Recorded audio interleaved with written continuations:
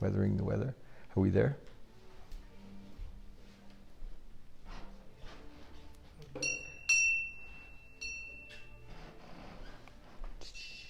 Can you see that? How's it look? Yes? Yes. Is it? Last week we had, before we start, we had Shiva behind me. And I got up. It seemed to upset some of our Christian viewers. So this Tonka was actually blessed by the Dalai Lama. I was in India and I bought this, and it's beautiful. But they won't know what it is.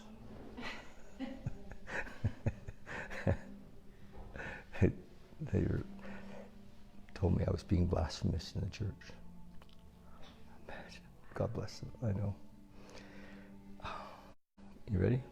Let's go. We're rolling. All right. Hey, you guys. Welcome.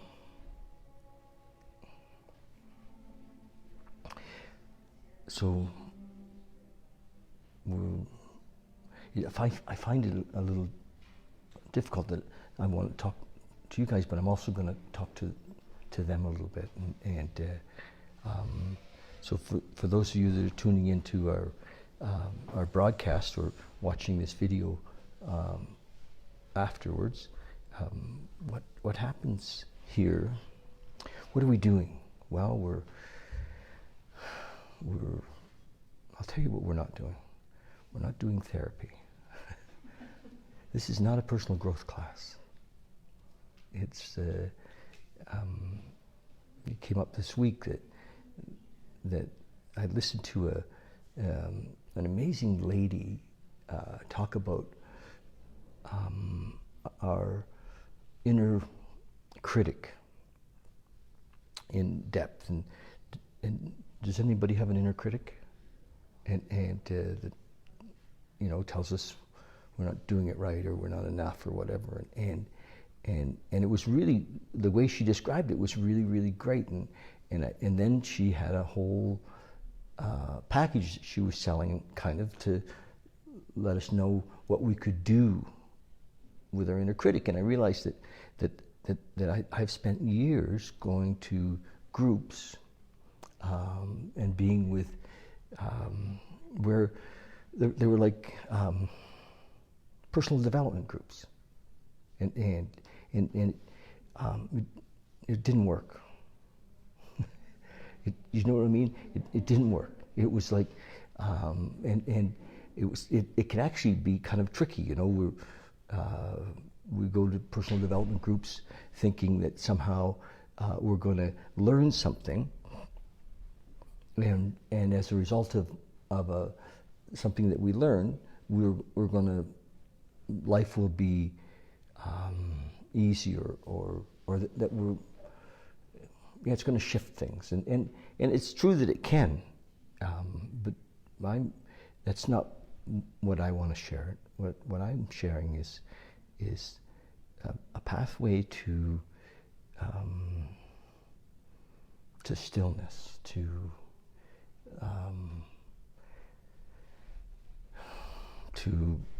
the one, to the Tao, to God, to and so that's a little different than the idea of gaining knowledge, and through the knowledge. Look, there's one seat right in the middle, right up here. Oh yeah, come on, yeah. Oh, that would be so cool if you sat up here. Thank you. So that's what we're doing. If some of you have been in a million personal development courses, anybody here ever been in a personal development course? Has anybody here ever led a personal development course? You know, so many of us have been in personal development courses, and my experience is that we don't, in a way, retain. It just, anyway, doesn't work. This is what works for me, is that I've recognized that if I'm conscious, if I'm watching or aware of myself in each moment, that I can be connected to Source. And so that's what we're going to talk about, is being connected to Source. And through that connection, we'll eventually, I believe, recognize that nothing's missing. That we are not separate. And that even sometimes teachings, different teachings, can help to separate us. You know, we'll go and if I speak about any teachings, just there only is an example. I'm not being critical of any particular teaching, but I remember doing Landmark, and you know, and it was great. I really liked the community and all of that, and I had a lot of fun. It was just that it seemed to, you know, we were there and we were always trying to get people to come, and it was like a, yes, and it was expensive, and I don't want to say it was a cult, but it was kind of like that, and you know, and sorry you guys if you're watching and you still love Landmark, and it's okay, it really is, because I think it was important at the time, but my imagining is that we're going to attract people who really want to discover, not change themselves, but discover who they are. And through discovering who we are, and bringing our attention to that, our consciousness to that, our love to that, we can melt those, whatever it is that's happening. And so that's what we're going to do. We're going to talk about belief systems, you know, patterns, and ego a little bit, and the things that separate us from each other, our judgments, our need to be special. You know, ego wants to be special, and drama, how we sometimes can create drama to be special. And I remember being sometimes sick as a kid, and sick gets special attention, doesn't it? You know, it's like, holy shit, I think I'll do this regularly.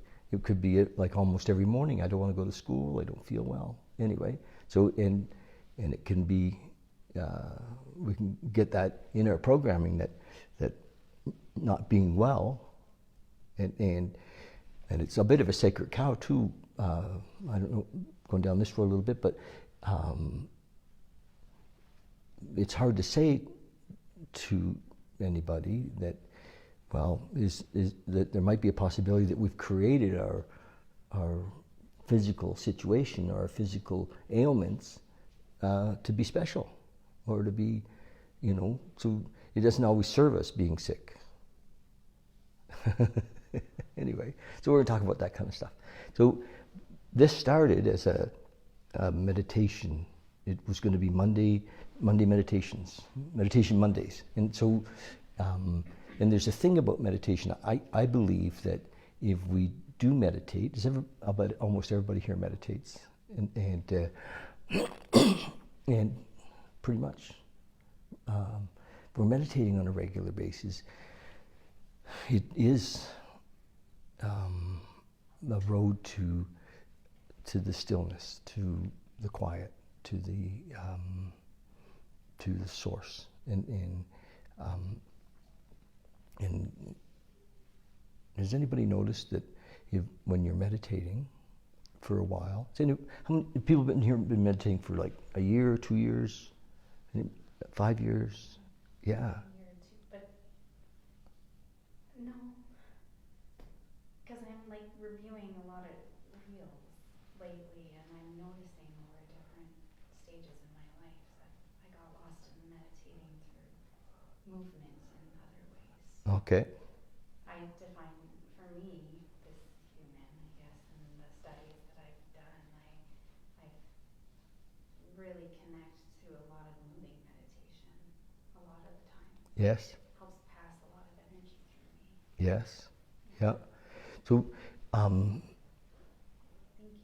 you. yeah. Well, you're going to talk a lot tonight. Okay. I think a lot of times we do things because we want to things to be different, and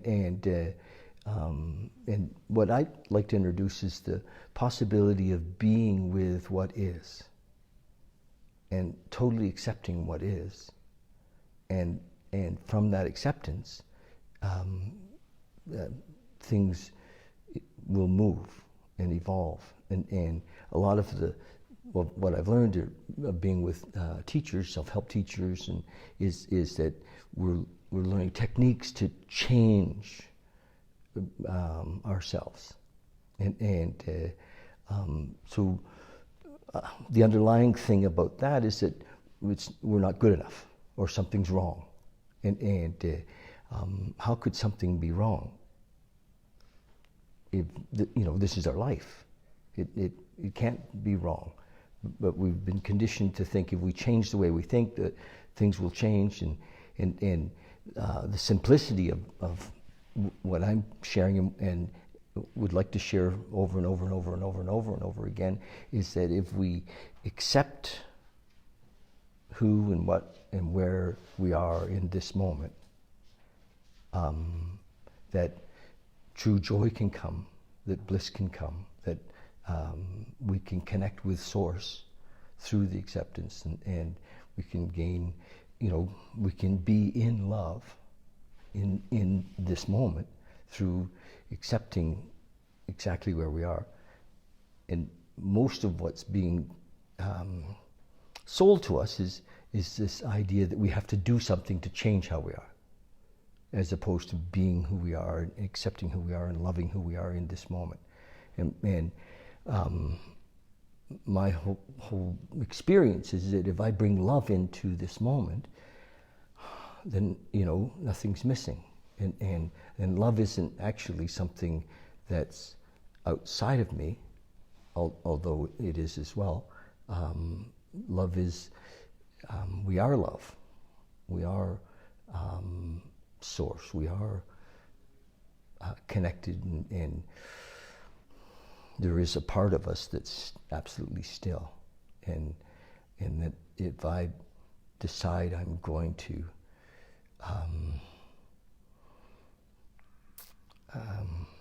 say ecstatic dance so that I can feel better, then I'm not really there.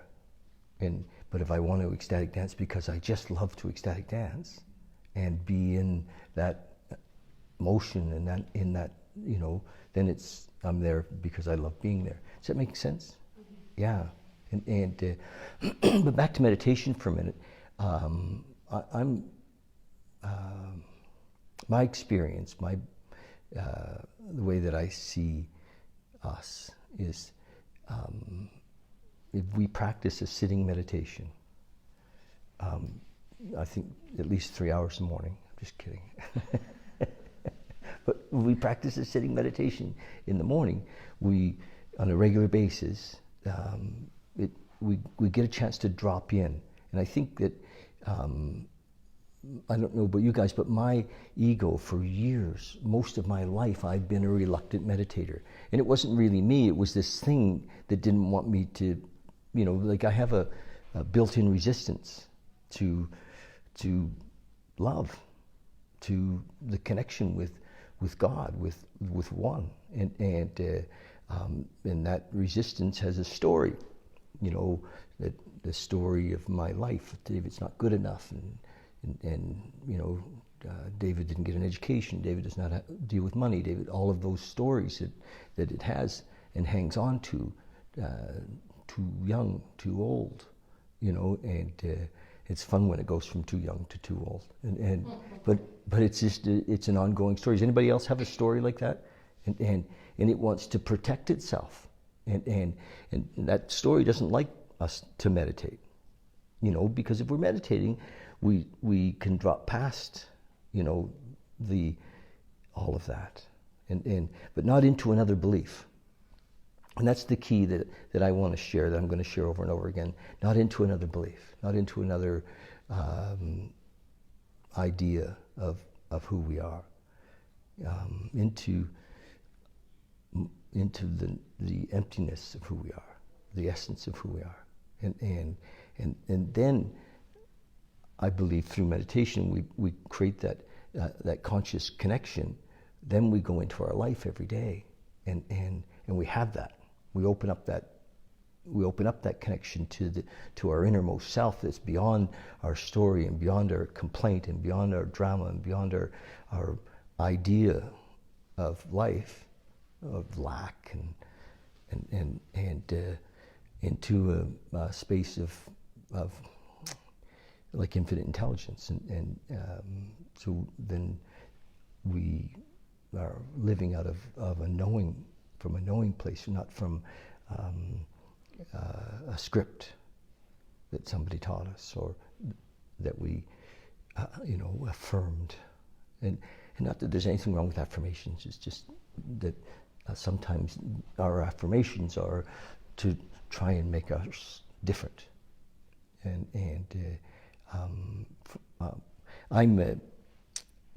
we're going to meditate in a minute, you guys, but so hang in there.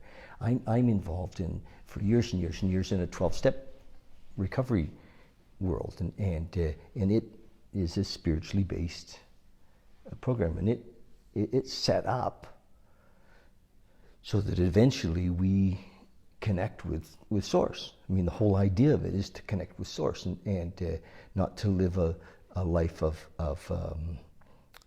shoulds and shouldn'ts or do's and don'ts, and so it's the whole structure of it. And it's for those of you who don't know the 12-step world, is I know I'm bouncing all around, but how many people have read David Hawkins? Yeah. Do you know Hawkins? Doug, you're going to read David Hawkins, aren't you? Yeah. Hawkins is developed this way of measuring vibration, and he built a scale from 0 to 1,000, and he over thousands and thousands of people involved in building this scale using kinesiology, muscle testing, and so 1,000 on the scale is like Christ consciousness. It's like totally walking on water. And he measured the spiritual belief systems in the planet, and the two that measured the highest were the 12 steps of Alcoholics Anonymous and Tibetan Buddhism. It measured at about 540 in his scale. And if you don't know, I mean, if you like this kind of stuff, this guy really went deep into looking at the consciousness of everything, and so 540 is unconditional love. It's love, and so in that 12-step world, the idea, the exciting thing about that world is that most of the people who were in those programs went in there out of desperation. They began a spiritual path out of desperation. And it was like, holy shit, I've got to do something or I'm going to kill myself, or I am killing myself. And then very soon, folks are not there out of desperation anymore, they're there out of inspiration. And life has shifted from, from total drama and chaos to love and order. I mean, it can take a long time, but still, it does happen. And so, anyway, that's the possibility that we can be present in this moment. And what I'm doing is I want to find out from you, where something is out of line so we can play with it. So if there's and I think last week we talked a lot about what we're going to do for the for this year, and I just believe there's no end to how exposing our individual belief systems, or exposing our patterns or our behaviors in a group can then help everybody to see, oh, I have that too, because behaviors and belief systems and are subtle. Like we think they're us, and we sometimes are attached to them. Do you know what I mean? Our stories. We're attached to our stories of, failed relationships, or poor health, or not smart enough, or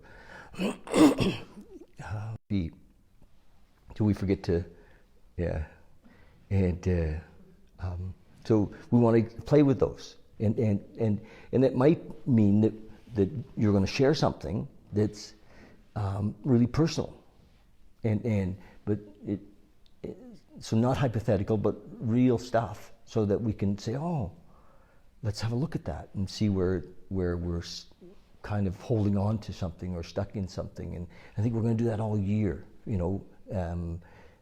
where, why are we doing what we're doing? Is it so that we can be special, or is it so that we can be recognized, or so we can be enough, and then drop into whatever it is, the feeling around it, and maybe let it go.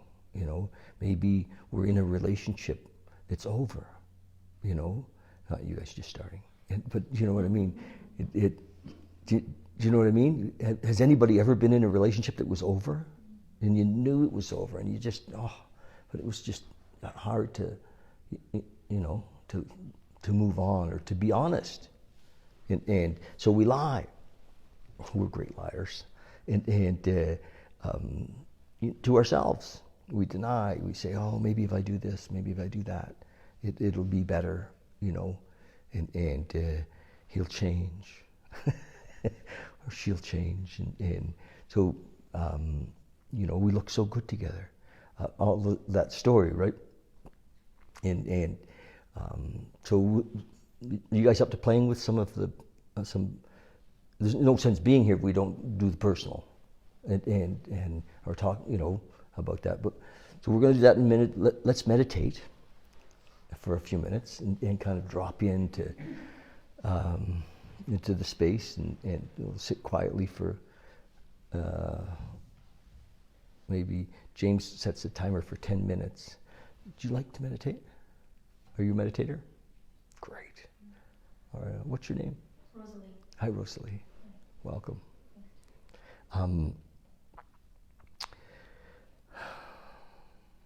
So we'll just close our eyes, and we don't really do a guided meditation, but the first couple of minutes we'll just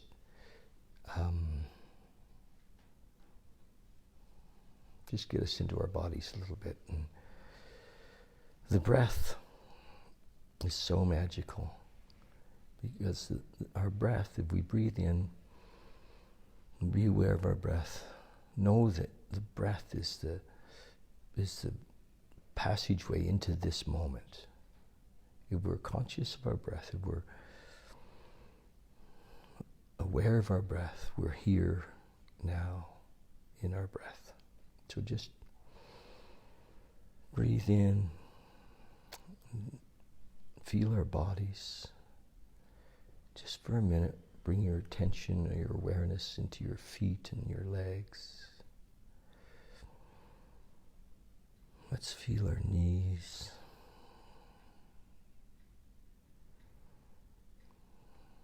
Our thighs. Just bring our attention into our hips.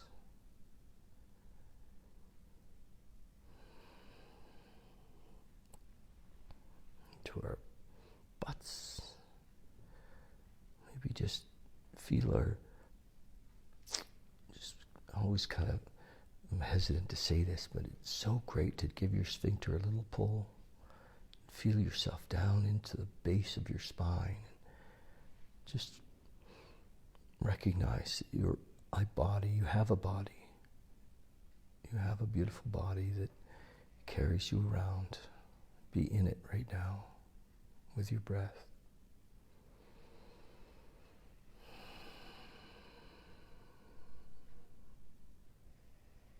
Feel your belly, the air into your lungs. And just feel energy running up and down your spine, into your shoulders.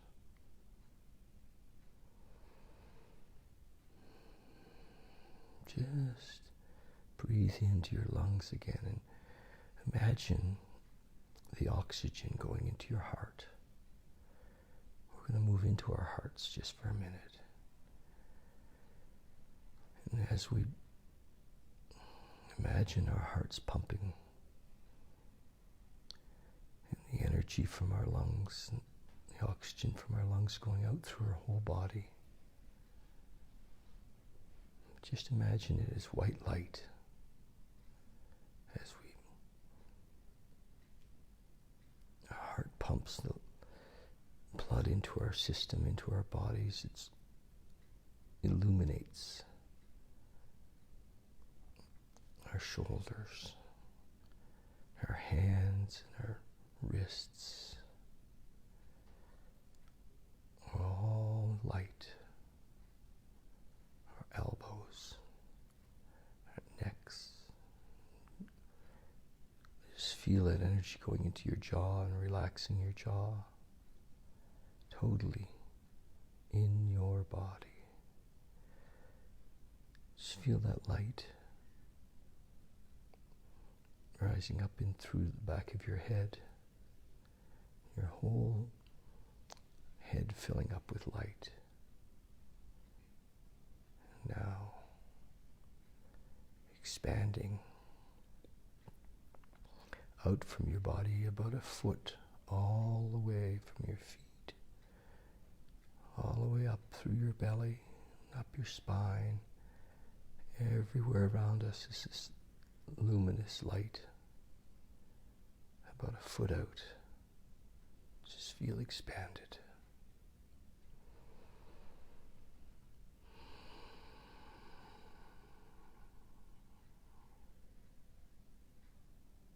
Beautiful.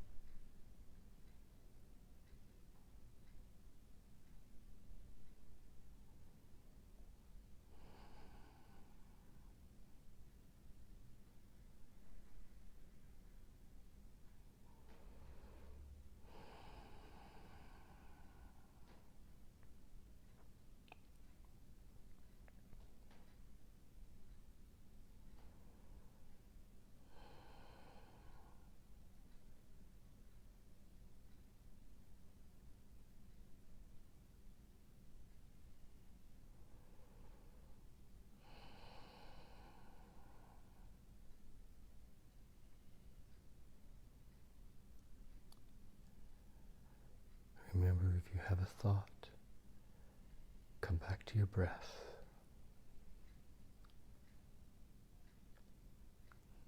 Be in your breath.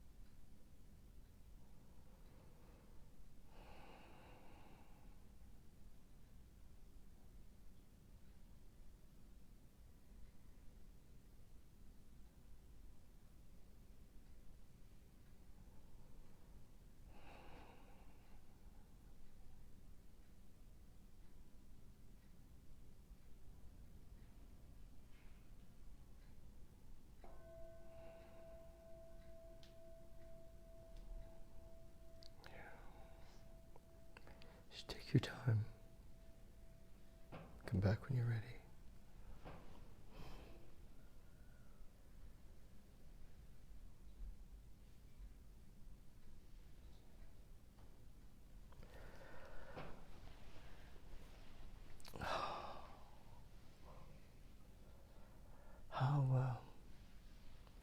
How would you like to be free? Free of fear, free of judgment,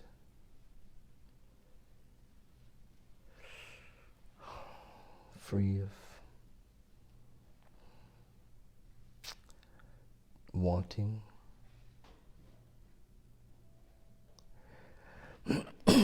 It's possible. It's possible. I was listening to, I love Eckhart Tolle.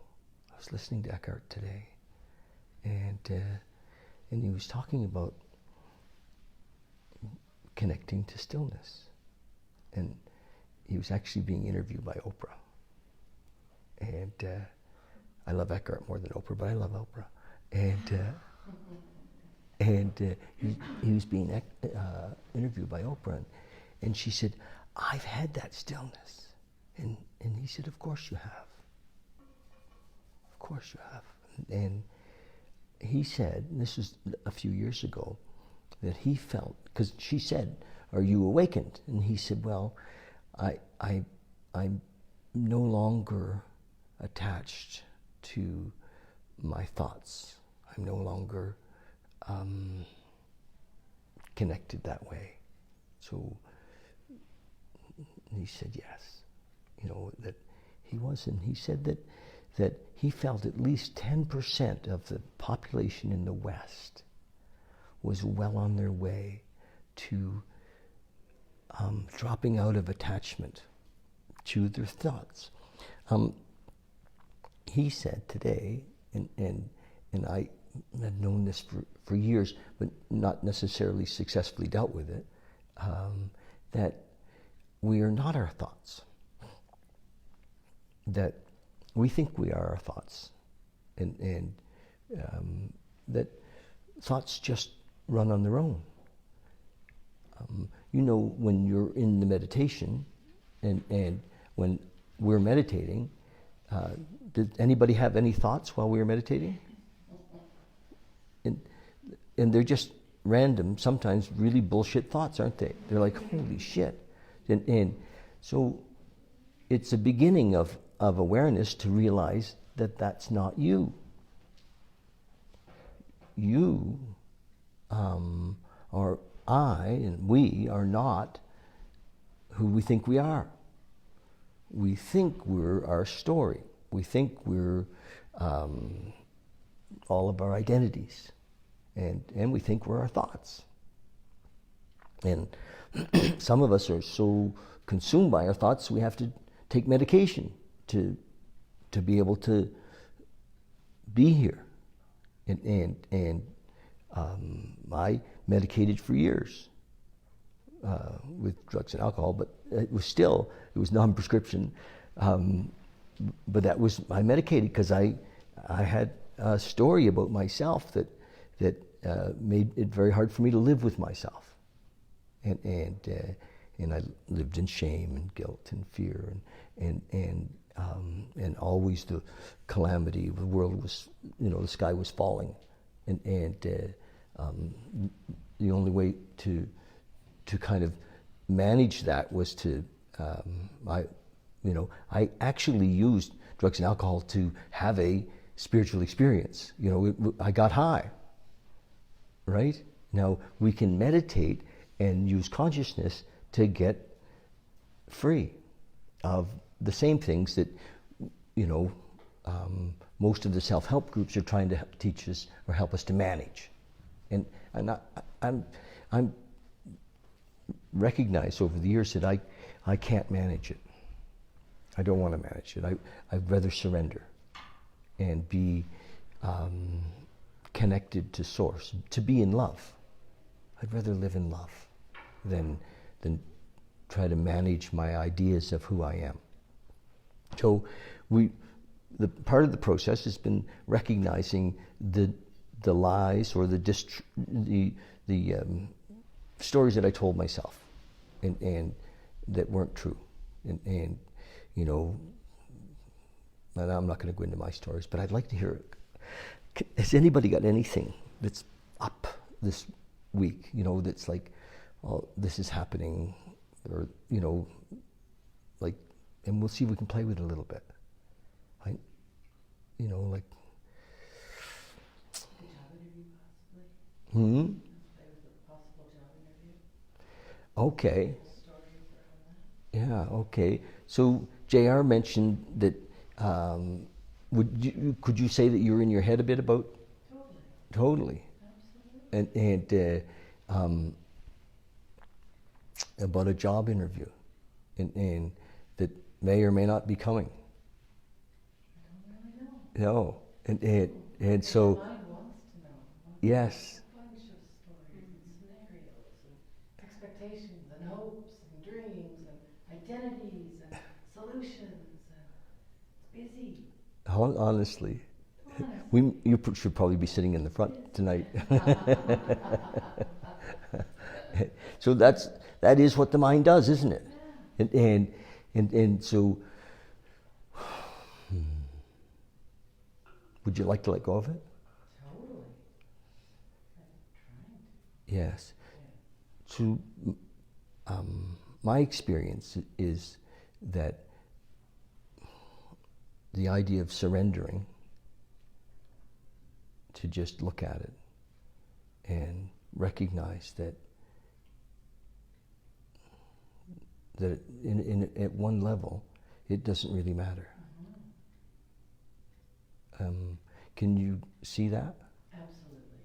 I flop back and forth between Yes. being in the presence, being in acceptance. It's not up to me. Doesn't really matter. It's not my problem.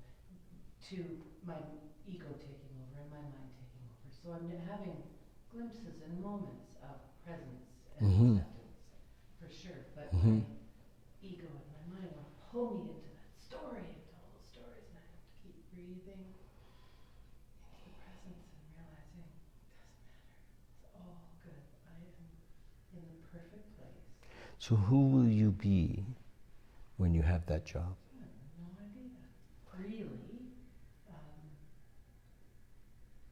I really don't know. You won't be anybody different than who you are now, will you? No, I totally won't. My mind tells me I'll be able to do more things that I'm passionate about, but I don't know. And I really, at the core of me, will be the very same JR that I am today, doing different functions in a different job. Mm-hmm. The core of who I am is the very same. Mm-hmm. Can anybody relate to that? Yeah. It's already an enlightened group.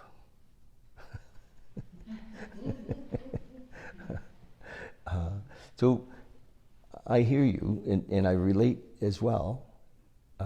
As you know, same sort of thing comes up for me, and what I've been doing is using that drama that the ego likes to create to bring me into the moment. You know, is there any fear? No. No fear. No fear, thank goodness. That's a new thing within the last couple of years, that there's a fear attached. Nice. That's a relief. But that's lots of years of meditation and prayer work. Mm-hmm. So that I'm not in a fearful place. Yeah. Oh, there's some fear. There's a little bit. Yeah. I'm really honest. Yeah. It's funny because it's almost impossible to talk our way past this stuff. You know, all of us know in this group that at our core, we're in our essence that we're pure and that we are God. We are more than just connected to something. We are in our essence it, and yet at the same time, which is pretty cool. Is that safe to say that most of us have that knowing that we're there, but I don't know if we know what it means. But it actually doesn't mean shit. But it's kind of a,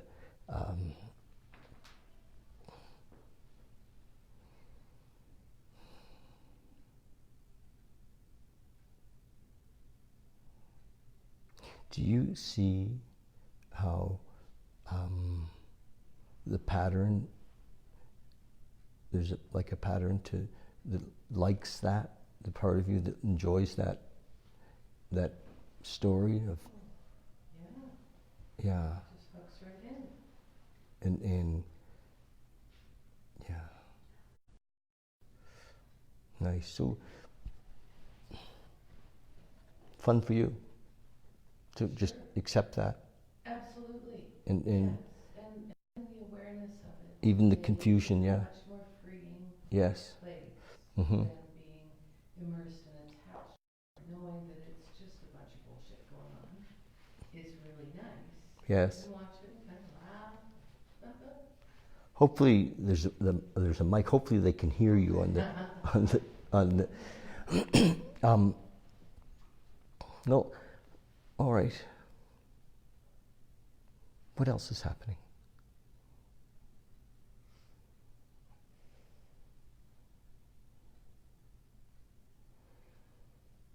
Trying to do the same that you did. Quit drinking. Since last Sunday. But drinking is not the issue, it's controlling the head. There's so much what, this, that. We had life before, I guess. Now everything's moving. Everything's changed.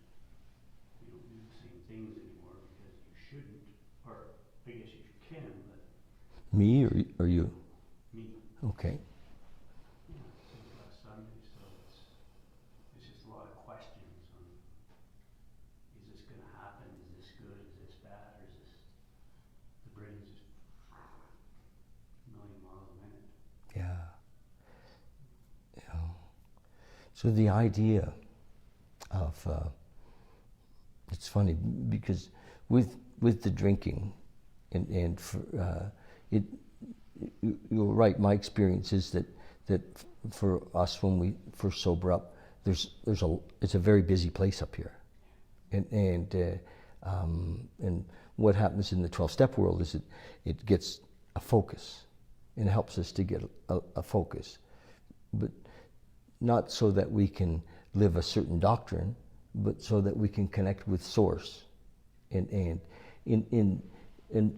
that world we call it higher power, or we call it universal intelligence, we call it God, but there's many names for that source, and that's what really what we're all missing in our troubled lives, is that connection. I believe, and my experience is that we are spiritual beings, and somehow we got disconnected, or we got told a story and we bought into it, of that we're human beings, and that we were in some way less than. I mean, many of us came through a religious training where we had this original sin, and we really believed that it was true, and it's hard to be in this world, if you will, with this shame, but it's interesting to. It's really hard not to go into therapy, isn't it? And to talk about the problem, and as opposed to just to focus on what I believe is not really the solution. It's just like coming home. When we connect with Source, we're like, when we have that still moment, when we experience a feeling of bliss. It was very difficult in the place that you're at right now to feel that, and so there are you know, yeah, there is a way to get there. And that's, Swim through the junk. well, yes, but the junk seems so real, doesn't it? We're in the illusion, and we're in the of life, and it seems so real. It's like, oh my gosh, and when we look back at our story of ourselves, of our you know. So have you been drinking for a long time? This was the last one. Was just 6 months. So, but I quit before. you're sober before, yeah. Did you ever try the 12-step program? No, I believe it was AA that I attended 2 or 3, and it more or less made you want to go drink. It was very depressing. It was very brought you back down to the same. Yeah. Could have been sitting at the bar stool talking to the guy next to you. Okay, that was your experience. Yeah. It's interesting because that can happen. You know, that can happen, and that's. I know enough about the 12-step world to know that's not what is meant to be happening. You know, even I hesitate to say that there's a possibility when we come to an event like tonight that we can go home and with a certain amount of hope, like, oh, there is an answer. I can possibly live connected to spirit. And yes, there is an answer. We can live connected to spirit. And it's some clearing out the debris a bit so that we can feel the sunlight of the spirit is the trick. And what I want to do with us for the next year is to do some of that, but come together as a group to do that, and in the sense of like JR saying, you know, all the drama going on in their head about this job, you know, and I think everybody can relate to that. And the solution, if you will, is to drop into, you know, to just stop, feel it, bring our attention to it. If there's fear, if there's doubt, if there's uncertainty, just to bring our attention to that wherever it is in our body, and to when we bring our attention, our consciousness to it, it brings, I believe, I call it love. It brings love or light to that uncertainty, in your situation as well, when the mind is full of what the fuck's going on, you know, and eventually, if you're actually, you know, have a dependency around drugs or alcohol, the body will start to scream and say, look, that's enough, we need a little medication. Because it gets uncomfortable to be in the skin without some connection or higher vibration. And when I talked earlier about Dr. David Hawkins talked about love, unconditional love, vibrating at a.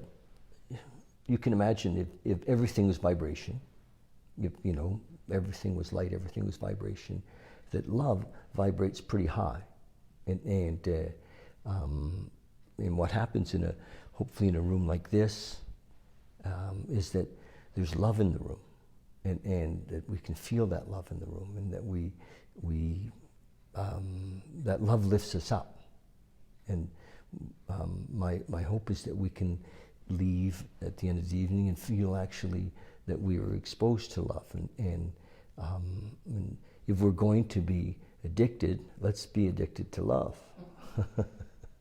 and eventually where we turn when we're confused, when we're in pain, when we have fear, is we turn to love as opposed to turn to whatever it was that we had used as an addiction, and whether it's gambling or, there's food.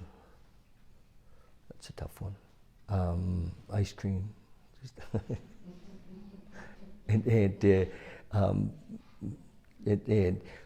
porn, drugs, alcohol, of course, and did I say gambling? Yes. So the possibility, though, is that we begin almost like a new way, instead of, reframing our thoughts and trying to change, work our way out of it, we can actually turn to love. And I do it. I can do it just by bringing my breath. When I become conscious of my doubts, my fears, when I become conscious of my mind has got control again, does anybody realize, or that there's at least two of us in here? At least, yes, so there is the one though, who is kind of like the main one, who is like, holy shit, there I go again, with this thought or that thought, and that's the one that can be in charge of being present. And presence, consciousness, first of all, is just the idea that we are aware. We're conscious, not just of our surroundings. I used to think consciousness was about outside of me. Consciousness is being aware of what's happening inside of me, and outside too. But inside primarily is where the problems are. They're not outside, and unless it's like 25 below, and then I need to be conscious. But that's a whole other story. So consciousness says, "Oh my gosh, I'm feeling whatever." You might be experiencing some fear, and so we bring consciousness brings love to that fear. So we say, and I do it with I call it prayer, and I can call whatever it is I'm bringing in, universal intelligence or God, and I just say, I bring my awareness and my consciousness to wherever the fear is in my body, and sometimes it can be in the whole body. Like some of us have had panic fear, which is, so to just literally just pray, and I don't want to get prayer mixed up with religion, because many of us have had this idea of prayer is associated with religion or associated with a certain belief in a God and because we don't have a particular story, or I'm not going to create any story around or an image around God other than love, or love's kind of my best one, but universal intelligence, so we can pray to that to come into this moment. And if we use that as a regular tool, because it is like a tool, we have access to this tool, and that brings us out of it. It'll happen a few times, and you'll start to see, wow, I don't have to be anxious all the time. Have you ever felt anxious? Mm-hmm. Yeah, and so when we bring this energy into our anxiety, it melts. It just melts. And it can be like an ongoing thing. It becomes after a while, it's not even a tool anymore. You're just connected. And you can be free, literally, of whatever it was that was creating the anxiety without 36 months of therapy. Just kidding. But because it normally what happens is a lot of folks in the mental health world are a little handicapped because they can't talk or don't talk about spirit. It's hard for them to bring this into the recipe, and so we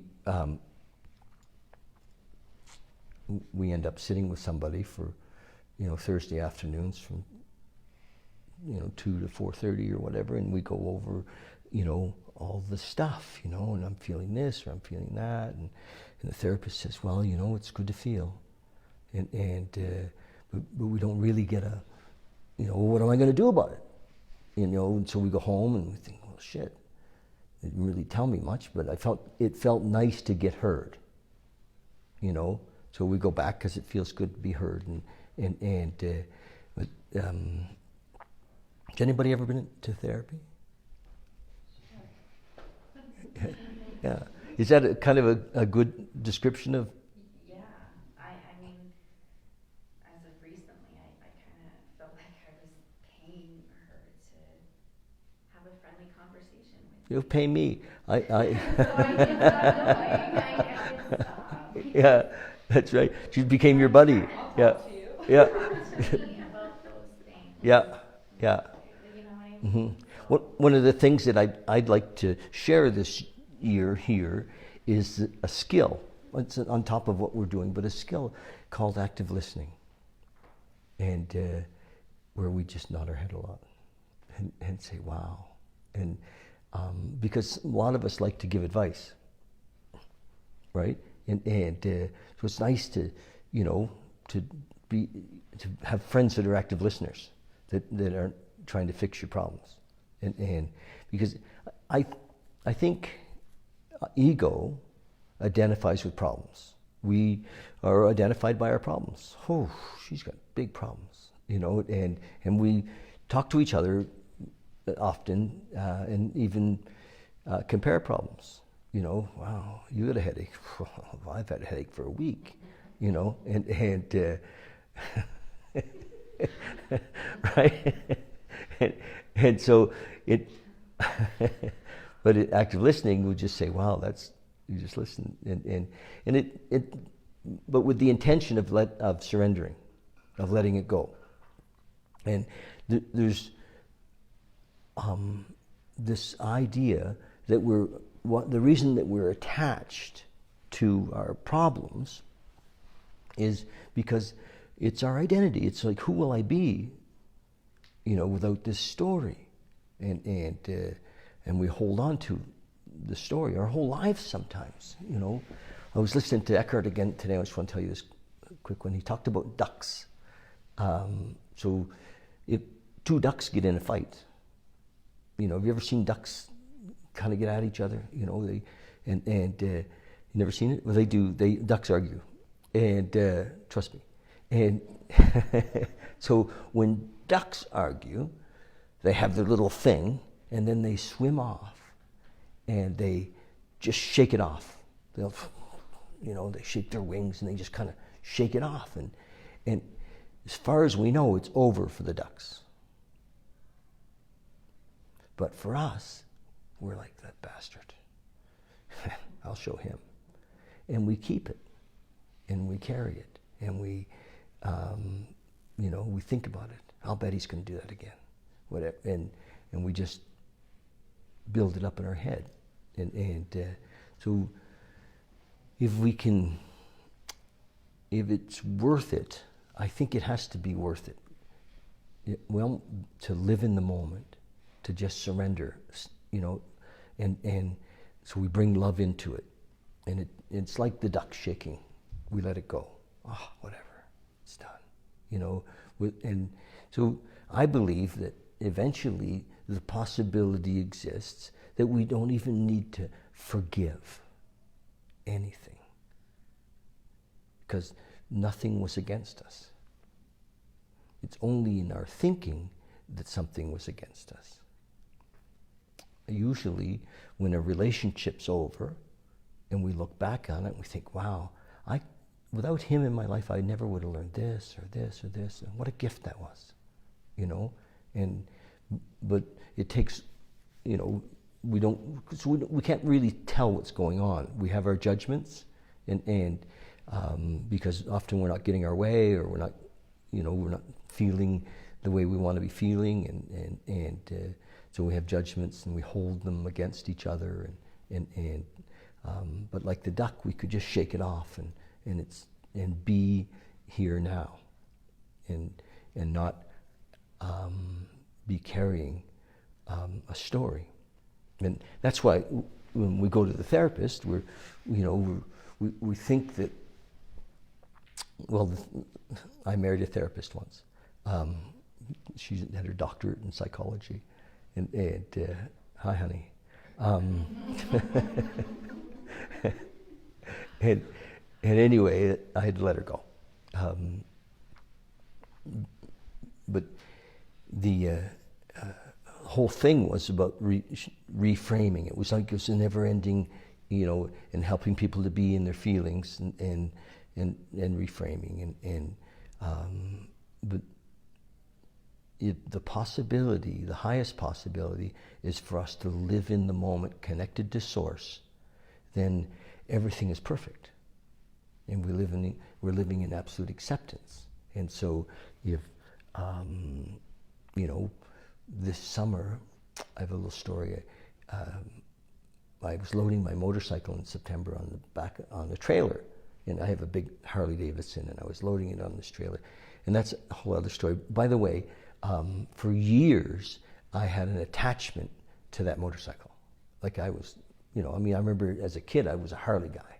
You know, I had a story and attachment and everything. And sometimes I go in the garage and I think, wow, look at that. You know, it's not, I don't feel any attachment to it anymore. It's like, oh wow, it's a motorcycle in my garage. And it's kind of exciting because I don't even feel like it's mine anymore. Anyway, but I was loading the motorcycle and I fell. I got on the front wheel up on the trailer, and the back wheel was still on the ground, and I wasn't in far enough. And so I had my feet on the back of the trailer, but I couldn't hold it up. And I'm way up off the ground, and so we fell, me and my bike, and it's a 700-pound bike, and we're boom, and ego, it can be there's a beast in there, you know, there really is. There's this, and he came out just like a dragon, and wanting to blame somebody, just like this, just screaming, you know, to blame somebody, and I was able to watch it, and that's the beauty of being present. I was able to watch it. I'm still on the ground, and the bike is on top of me, and my buddy who was there, you know, was helping pull it off of me, and I'm watching this thing happening, and totally conscious and present in the moment. That this part of me wanted to blame, and so that's in my system. This desire to not be responsible, to blame, to be a victim. You know, and the victim, what does the victim do? The victim blames. And then the victim also forgives, right? And I'll forgive you. I know you hurt me, but and that's why I have this whole thing around forgiveness. I think, well, if I'm not a victim, nobody's ever hurt me, right? There's nobody to forgive, because life is life, and I'm living it and it, you know, may not have gone the way I had thought or I wanted. I certainly didn't enjoy laying on the ground. It wasn't fun, but there was nobody to blame, you know. And I really, you know, and it scanned. It was like, because there were people there. There was my friend Dave, who was going to help me, but I actually didn't tell him. I was, you know, I didn't say, okay, Dave, I'm going to pull up on the bike, on the trailer now. Could you get close? I just, you know, wanted to drive on. So it was me. And then I really quickly, though, let go of blaming me. I don't know if any of you have ever blamed yourselves, you know, for shit. You know, it's my fault that relationship ended and whatever. And instead of, you know, wow, I missed that flight. That was all about, you know, I should have done this, I should have done that. And so we blame ourselves for stuff. And so I couldn't, as I scanned, I couldn't blame anybody. And I was watching it, you know, and then it turned on me. Well, you were so stupid, you know. And I watched that, and I just said, no, this is perfect. Obviously, I was not meant to be loading this motorcycle, or I actually, the truth is, I did go a little, I was in a hurry, you know, but not to blame me, though. It was like, oh, you know, I let go of it. I don't know if that story has any, helps at all, but I think we're full of judgment, and it's nice to be aware of of that. And then my plan this year is to help us drop that in everything, you know. So we go out of here this week and we think, when we're judging others, you know, just use that judgment to come into the moment. You know, when we're in traffic and we're bastards, you know, we pull over in front of me, just just use that to come into the moment, bring ourselves into the moment. So going forward, every time we judge ourselves or others, use it to come into our presence. Oh, look, there I am. Oh, and as soon as we're in this moment, as soon as we're conscious, we're no longer in judgment. It's gone. It may come up again, watch it again, say, you know, and we can use that with fear too. When fear comes up, and phone rings, and it's somebody we don't want to talk to, you know, we can use that right there. We can say, well, look at that, fear. And fear can be a tool to bring us into the moment. And when we're here and we're present, we're connected to God, to life, to love. There is no life outside of this moment. There is no life outside of this moment. There's only story. And we don't even really remember what the hell happened. Do you know what I mean? It's not even the truth, the story that we have about our lives. Does everybody agree with that? We don't even really know what happened. Yeah. So we have this made-up story that we call ourselves and our life, and then we project it into this future that doesn't exist either. So this is the only place where there's life right now. And you know, to be here right now, and the closer we are able to allow ourselves to be present in the moment, the more expanded we become, and the more full of love we become.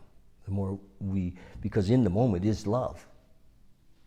And all power is only in the moment. And I guess that just about says it, doesn't it? You know? So we're going to play with that this year together, you know. And it's interesting because repetition helps. You guys agree repetition helps? You know, this is, I had a teacher that I traveled with for 14 years. His name was Paul Lowe. Paul was with Osho for about 14 years before I met him, and he was Osho's #1 therapist, and he was, you know, Paul was the most awake man I knew ever, you know, and I just loved him, and I felt his love.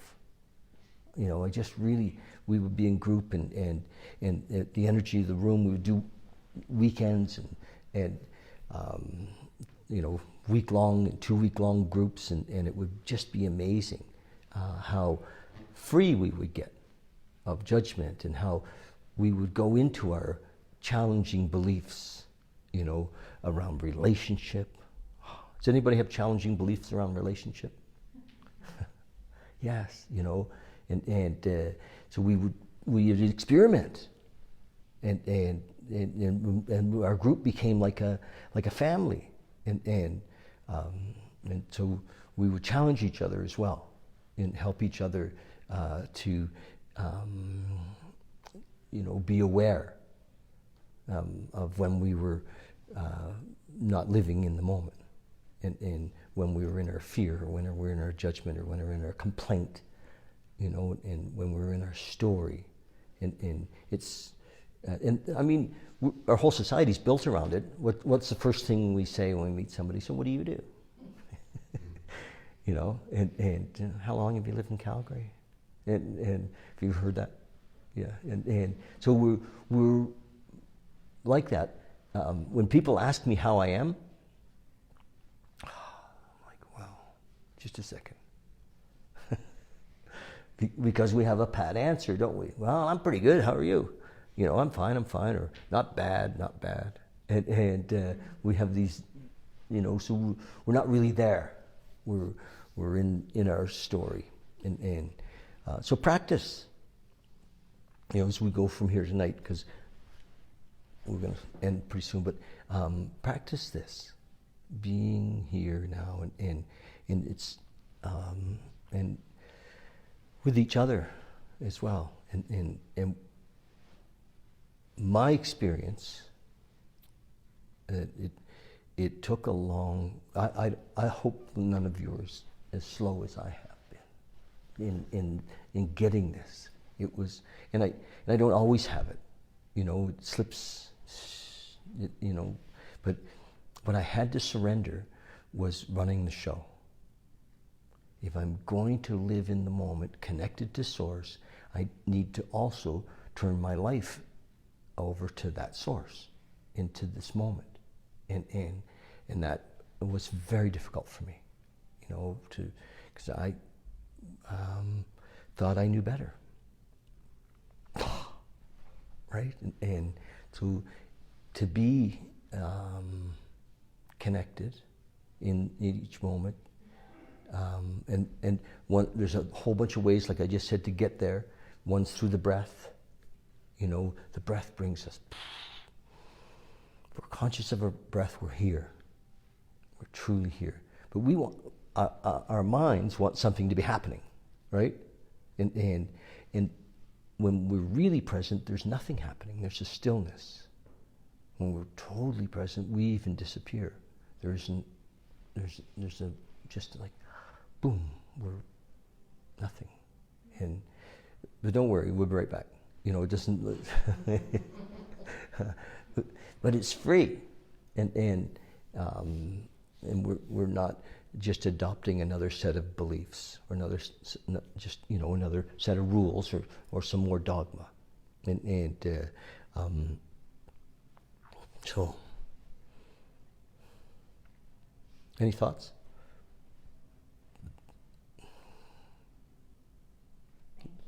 Do you like this possibility? Yes. Yeah. Wow. Well, it sounds easy. But there will be some challenges, because if some of you are even half as attached to your beliefs about yourself as I have been, it can be a bit of a challenge. It's not easy to surrender, because we're pretty sure we know who we are, and we don't. We're living in a story, and creating the next chapter out of the drama of the last chapter. There's a couple of things that I'd like to suggest. If we're going to take this journey, and I think there'll be people come and go, and some will come back on a regular basis, and we're going to do a whole one-day thing that I promise you won't be therapy or self-help, but we're going to do one-day thing. We'll probably just dance all day. Who likes dancing? Yes. Well, we're going to dance for sure, and that's going to be on the 14th of March. Is that right? 14th of March. And we just decided it's going to be a whole day, like 10 to 10-ish. And we'll eat. And we decided last week we'll do vegetarian. And we just pulled a number out of the hat. It's going to be $30. So it's not going to be an expense. It won't be out of reach for anybody to come and spend the day with us, and it'll be potluck, and it's going to be here in this building, and it'll be a fun day. We'll do stuff around exposing belief systems and ideas, and so we'll need way more participation, and we'll dance, and we'll probably do some breath work, because I love breath work. Breath work, the kind of breath work that I'm talking about, that like Trevor Ellick does, really does bring us into the moment, and it opens up some alternate dimensions, some alternate worlds that we can have some fun with. And who's done breath work? Yeah, it's fun. Have you done it? Yeah. So we'll maybe have an hour or 2 hours of that during the day, and I think it would be fun to have music all day, dance 2 or 3 times, and then at the end we'll do like a full hour and a half of ecstatic dance, because I think that in dance I've disappeared in dance, like totally, absolutely in ecstatic dance, totally disappeared, where it's like holy shit. I have a funny story about dancing. Okay.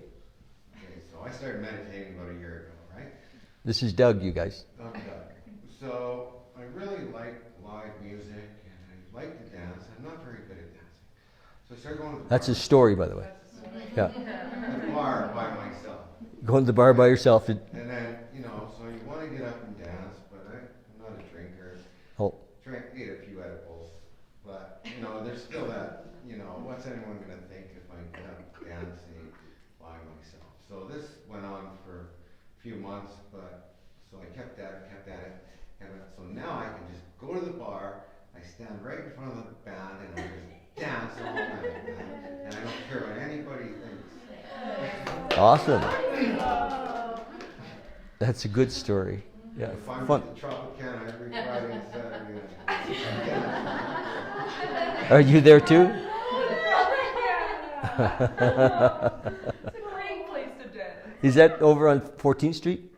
People dance in there? Trying to do it by yourself. Well, Doug, I dance by myself at bars. Yeah, when I go, I love to dance, and actually, there's not enough guys that like to do that. So, yeah, guys that dance are popular. Yeah, surrounded by the girls. Nice, beautiful. So we're going to support each other in being aware. I want to play with another thing called inner dialogue.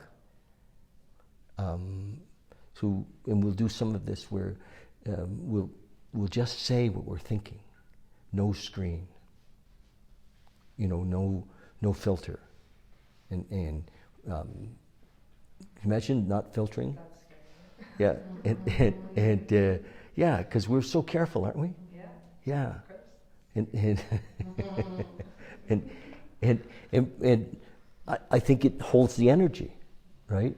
I think we're all healers. We're all light and love beings, and we're sometimes not, because we're full of shame or guilt or fear, and so we're going to let that stuff go and become more alive, and through being present, connected to the moment. Anybody want to be more alive? Yeah. Okay. Let's do it. So, and also in that process is meditation, and meditation again allows us to tap into or connect with Source, and I believe the more we practice, the more that we sit. And the trick, though, is to watch the thoughts. If we're sitting and we're just in our heads, and the way to move that is with the breath. So if you're sitting and all of a sudden this whole story's happening of this, and he said that, and she said that, and then do you know how the stories happen? Yeah, and maybe not for you, but they. And so just bring our breath into it, or sometimes just to change it or let it move with gratitude. Say, thank you, thank you, thank you, thank you, and then it shifts. And so what happens for me in meditation, sometimes I just drop into nothing, but that I don't want to influence anybody else's meditation by saying that took a long time, but it did, and so it doesn't have to, though. So there's a lot of we'll connect to Source, and I think what happens is then with meditation on a regular basis, we start to have that connection all the time, and it's there, and the connection is love, and we can live in love, and Love isn't outside of us. If you love him, it's you, not him. He helps open it up, you know, and we are full of it. Love. And so, anyway, that's my experience. And so we're going to meditate for a few minutes, and then, you know, we'll call it a night. I want to mention a couple of quick things before we meditate. They're the practical things. When you go out the door, I have a whole lot of incense left from my store, so I'm giving it away. So just, you know, take some incense when you go out the door, and I think there's even a couple of Tibetan prayer flags there. Whatever's there, please, you know, feel free to take those. There's also a little altar sitting on the table. Is it still out there, JR? Yes. And a few years ago, last year, I brought all these meditation stools in that you have and that you're sitting on. And I also brought 500 of those, and I brought 500 of these little altars. And everybody loved the meditation stools, but I have a lot of altars left. So like 300 of them. And take an altar, leave me $20 or something, you know, or just, you know, something to, we're letting the altars go really, you know, we just don't want to keep them, but I don't really want to give them away, but close. And so that's my little pitch on the altars. And the other thing is that if, part of what I'd like to do, or I see myself doing, is some of this work on one-on-one. So if you want to come and bang around some of these conditioned beliefs, or so that we can expose them and bring light into them, I'm open to doing that on one-on-one. And whether it's around a relationship or work or whatever, family, so I'm doing that. This is my work. I see it, you know. I don't think I'm ever going to have a job again. I have a big job. This is so I'm really happy to be doing that on a full time. That's it. Anybody else have anything before we finish? No. Okay. I also do one-on-one. Yes. Oh. James does one-on-ones. I didn't. Okay, I did. He did. James, who you guys can't see because the people I'm talking about, but he's here, and James does like this really amazing healing thing, so anyway, James does one-on-ones, and they're amazing, and are they pretty good? Yeah. Yeah. We're talking about his one-on-ones now.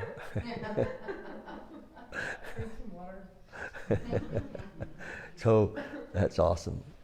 So that's it, you guys. Anybody else? So while we're talking, anybody else here tonight have a something that they're doing that we could share with the rest of the group? That you have yoga. I teach yoga as well. Teach where? At the high school I teach at. High school. But you have a class on Sunday mornings? I used to, Oh. not anymore. Maybe next week I'll have a few more solid details. Okay. Yeah. All right. So are you on our group? Yeah. So if you're on the group, we have a little chat group. You could post your yoga thing on there, because I know you just got back from China and you're getting started again, and that would be really cool. Mm-hmm. And you don't have one that we can go to, do you? No, I could bring it to you though. Okay. Oh, all right. A one-on-one yoga class. No, I could bring it to our full day thing. Okay, we could maybe do something like that. All right, we'll talk more about that. Anybody else got anything services that they want to just mention? I do Tantra. Nice. And energy work. Nice. All right. Sarah does Tantra and energy work. And I think just the width and the breadth of Tantra is, you could talk, you could share with us for hours, I'm sure, of how, because it's such an amazing practice and way bigger than most of us know in the West. So good for you. Yeah. Okay. I read tarot. Do you? Go ahead. Nice. You going to read my cards? Sure, I can. Awesome. I like that. Thank Okay. All right, you guys. And so for those of you that are watching, I love it if you, we have a YouTube channel. And yeah, all of this ends up on YouTube as well as on Facebook Live. And love it if you share it. And you guys too, if you want to share it when you get home, it would be awesome. And that's how people find us. Is that how you guys found us? You found me. Did I? Awesome. Thank you. Nice. So, super. So we're going to sit again, so the idea, again, is to just use your breath to come into your body. Use our breath to come into our body.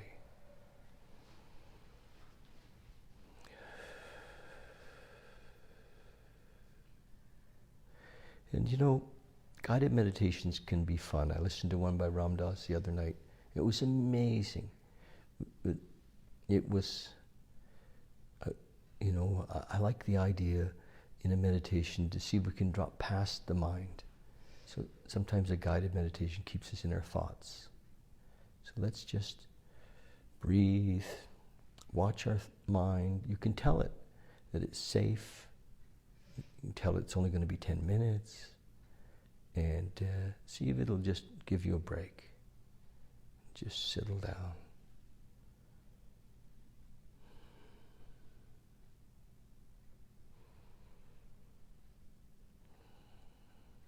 Again, just feel your body. Feel your whole system. Recognize the body is not you. The mind is not you. You are the now. You are love.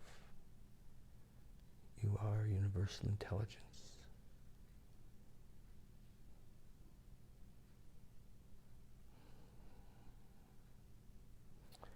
You are free.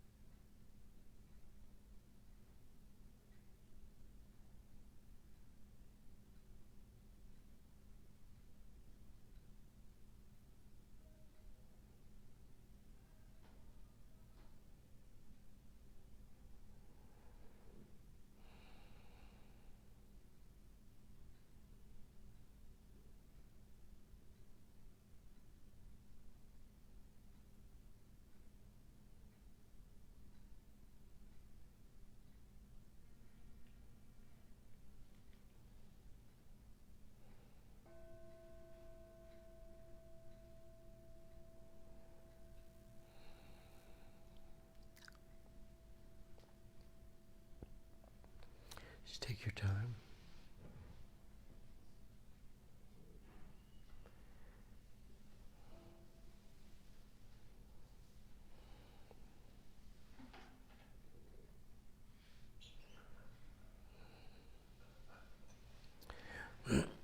Thank you, you guys, for tonight. Thanks so much. You bet. If this, I might as well just start doing it now. This group in March, if you decide you want to go, just talk to JR, and we're thinking that there'll be 60 of us, and we're going to do it right in this building, and it'll be like a fun day, and March is, it's only really 2 months away, yeah. So, yeah, talk to JR, and she'll take your dough.